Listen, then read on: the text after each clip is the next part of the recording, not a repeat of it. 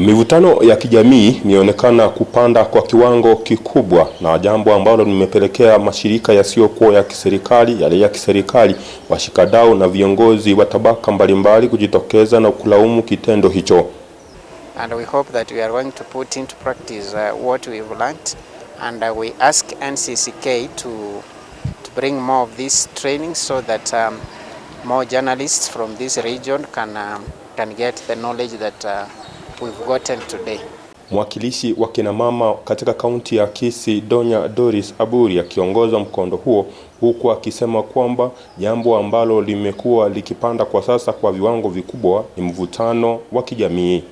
Tumeona kwa social media GBV imeanza kabisa hata kushinda vile ilivyo, na wamama wetu wakienda kwenye police station kuripoti, saa zingine unapata wanaambiwa mambo ya mapenzi haifai kuwa catered for kwa police station. So GBV imeenda juu sana. Kuna mama tuliona alichapwa akaumizwa kabisa. Huyo mama wakati alipoenda kule kwa polisi kuripoti, kumbe bwanake alikuwa police officer. So police officer wakaogopa, wakasema kwamba kuna vile watafanya kesi yenye iko concerned na familia yake. Sema kwamba msongano wa mawazo kati ya jamii ama na wale walio katika ndoa ndio chanzo na kinachoendelea kuegeza na kuwasha moto katika uwepo wa jamii.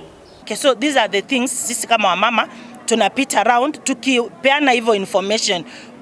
Wanajua vile hiyo kitu itashughulikiwa. Information is power. Kwa hivyo ishatoka nje.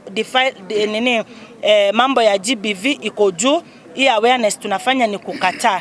Ya pili pia defilement, watoto wetu wananajisiwa sana, na wakienda kuripoti wanaambiwa hapana, hii mambo ya kunajisiwa haiwezi fanyika kwa police station kwa sababu ile law ilipita ya gender based violence ile ya Njoki Ndung'u 206, mtu anaweza fungwa miaka 5 hadi 20. Sasa watu wanaogopa kwenda kwa polisi kuripoti, more especially wakati watoto wamenajisiwa na ma relatives. Viongozi wengine katika sekta hiyo wamekuwa wakisema kwamba msongano wa mawazo pia na ushindani mkubwa katika maisha umepelekea watu kujikaza kupita kiasi, jambo ambalo limepelekea watu hata kuuana.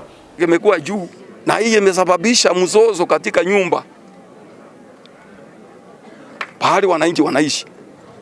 Baba na mke wanazozania kwa sababu hakuna chakula ya kutosha, hakuna kazi, labda mtu ataweza kupata pesa pahali, na hiyo mzozo ukiendelea ndio nakuta watu wanajinyonga, watu wanakosana, watu waliua. Wanaume wengi sana wameuwa wake hapa, na ni kwa sababu ya maisha imekuwa juu. Ndio tunaomba serikali ikiwezekana wapime sawa, maisha isikue ngumu zaidi mpaka kiwango ya kwamba watu wanaanza kuuana. Kundi la waandishi wa habari kutoka kaunti ya Kisii walialikwa na shirika la NCCK ili kutathmini uwezo wa kumlikia haya katika nyanja zote.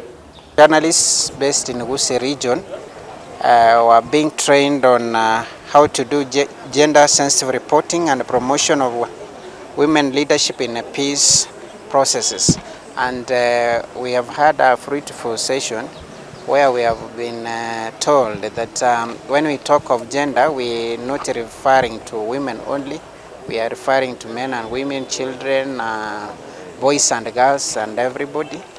And we have put emphasis on assisting women to be ambassadors of peace and to be voices of reason in every sphere of the economy, be it in politics, in business, and in everything that entails life.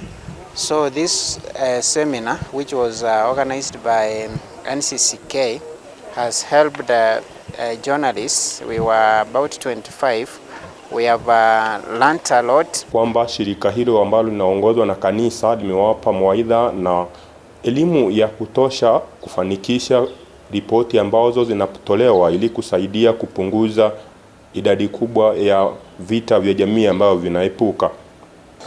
We are in a patriarchal, we grow up in a patriarchal society which sometimes does not give the women the proper perspective that it requires. So it's high time for us, especially reporters, we begin highlighting issues that touch women. We be more sensitive. A time like during politics, mostly women appear, we cover them, but they whistle out with time. We want to be that we cover these ladies more often. Let them also be come out, that know that political coverage requires that they be around us and they seek media coverage. Pia walipatiwa njia mwafaka ya kukabiliana na vile visa ambazo vimekuwa vikiwaka na vikipanda kila wakati kuhusiana na mvutano wa kijamii. As journalists, we have learned to do stories from the gender sensitive perspective.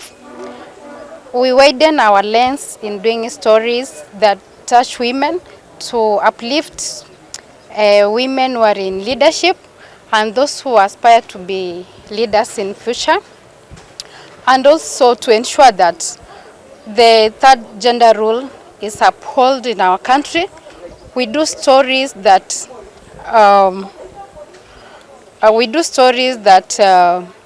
bring out or condemn the patriarchal, or we do stories that condemn issues whereby women and the society, the culture, the beliefs in our soul that intimidate or condemn women in leadership.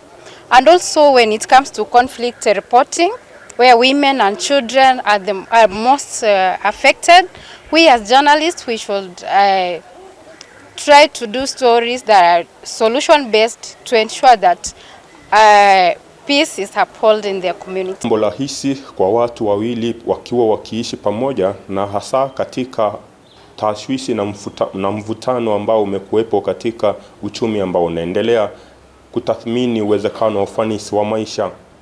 Often we need to give, especially all our platforms, give these leaders platforms to talk their issues, to narrate their stories, to give people want to hear more from women. That's why we're here for this training. Actually, for me, I'm happy as a reporter. I've learned one or two things that will help me be more sensitive to women. But again, China is not about women, it's also about men. It does not talk about men out of our coverages. Kwa sasa mashirika yasiyokuwa ya kiserikali yamejitokeza, na yale ya kiserikali pamoja na wizara inayosimamia mambo haya kujitokeza ili kutathmini uwezekano wa kuzima kabisa uwepo na kuendelea kupanda kwa viwango vya mvutano wa jamii ambao umepelekea jamii nyingi kuanguka. Nikiripotia Africa Finance TV, jina langu ni Gilbert Kobi.